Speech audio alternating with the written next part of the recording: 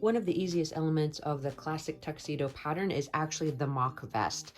The reason that it's so easy is it really only has one piece that you're working with. You sew a couple of darts, you sew the two pieces together, and voila, you have the actual vest. So this is the actual piece, and we're creating this classic tuxedo pattern for the Trent Osborne doll. So the first step in the construction is just to take the pins out and mark the placement of the actual darts.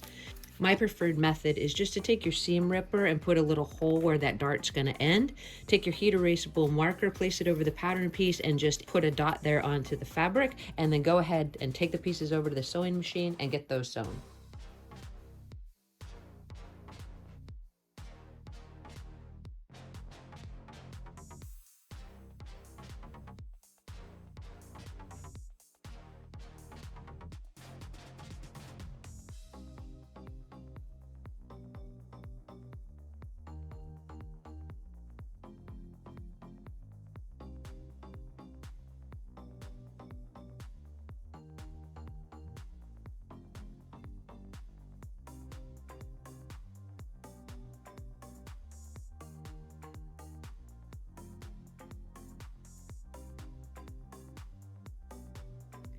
As a self-taught sewer, you obviously pick up habits along the way that can be correct and that also can have alternative options. So one of these things is actually how you press your dart. So just out of habit, the whole time that I've been sewing doll clothes, I always press the darts that are going vertically to the side, and vertical and darts that are going horizontally, I press them down.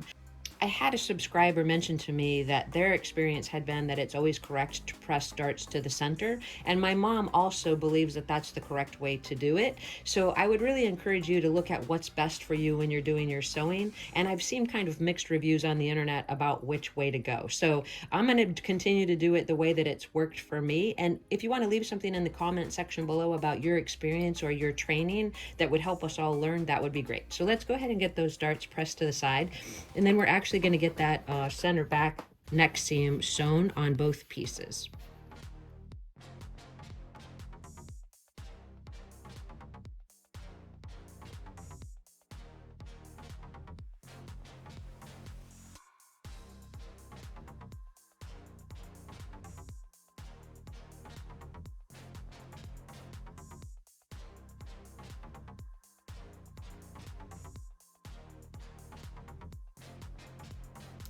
Now that we have both sections sewn together at the center back of the neck, what we're going to do is just place them right sides together and pin them all the way around.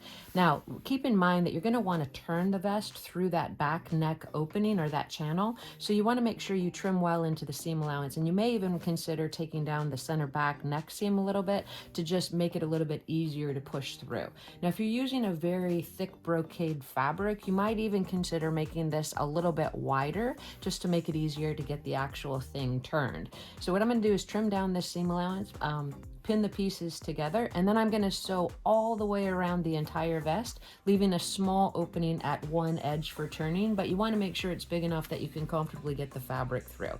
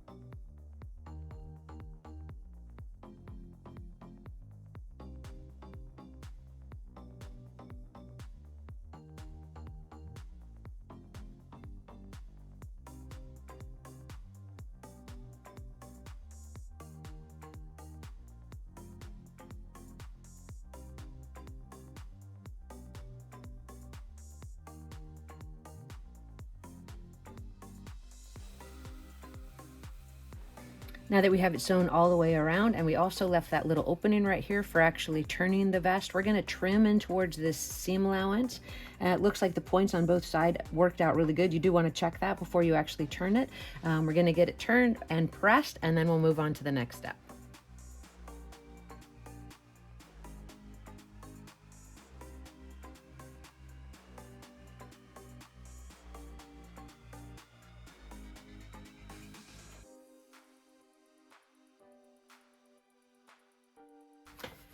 Anytime you're turning something through a small space and you have those seams trimmed, you want to be really careful to use just a small amount of material to go through the channel at a time. So this is where the opening of the actual vest is on this side. So what I'm going to do is I'm going to take a doll stand. This is just my preferred method. And I'm just going to start it with the corner of this vest on the other side and start to push that really carefully through the actual back of that neck opening. And then we'll see if we can actually get it turned. I think it would be pretty easy. Now, if you're using a fabric that really frays a lot, you want to be especially careful, and I would recommend you decrease your stitch length so that you have a even closer and tighter finish to that cornered edge. So just really take your time, push really slowly, and you should be able to get it to the other side without too much trouble.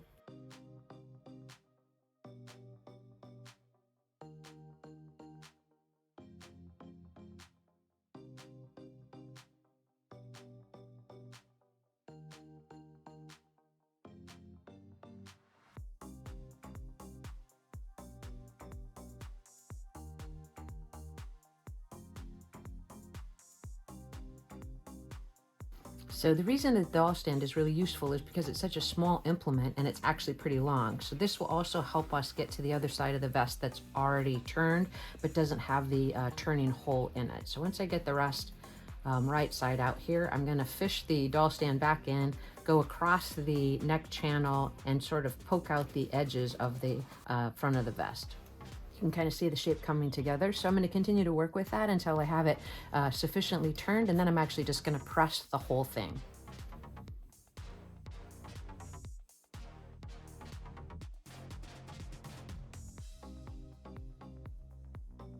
All right, so it's coming together pretty good. Here's what we want to do. We want to flip that lapel back, and it's indicated on the pattern where that is. You can see it right here. We're going to flip it back, and then we're going to give it a press. So this is what we have going on so far, and I think it's looking pretty great.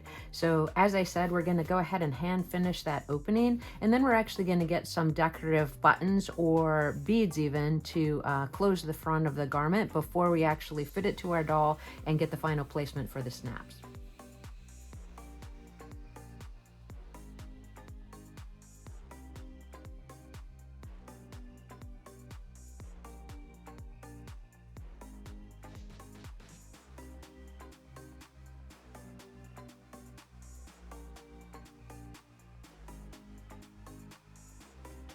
Since Trent's tuxedo is actually going to be kind of a dark navy blue, I'm going to go ahead and add some blue buttons to the front of the vest.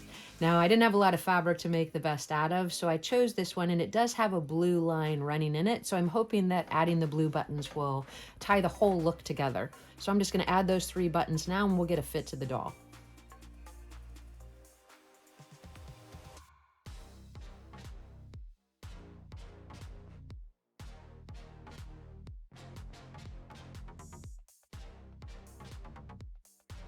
So now that we have the button sewn on the front of the actual vest, all we're going to do is slip it onto our doll's head underneath his collar and see how the fit looks, and also where we want to place that final snap to finish the project. So we're going to turn his collar down and kind of get an idea of what he's looking like so far. I like the fit. I think it's looking pretty good. I think the navy buttons are going to go better with the actual finished tuxedo. We're going to flip them over, and you see that all you do to finish the project is just add one single snap right there, and we're good to go. I think he's coming together really well. He's quite a handsome doll. I haven't worked with him in a while, but I'm glad I'm doing this pattern for him. So if you're interested in watching the final construction of the pieces, it's going to be the actual tuxedo coat, and I should have that out pretty soon. So let's go ahead and get that snap sewn on. We'll get some pictures of how he's looking so far and see how the project actually turned out. So here we have Trent in his completed mock vest as part of the classic tuxedo pattern. If you're interested in this pattern for another doll, we do also have it for the 17-inch Matt O'Neill doll, as well as the 19-inch Peter Pevensey and Mortimer dolls by Tonner. So thank you so much for being with me today. I look forward to going through the steps to construct the tuxedo coat, and I hope you're enjoying this tutorial. Please hit that subscribe and like button, and I'll see you guys in the next video.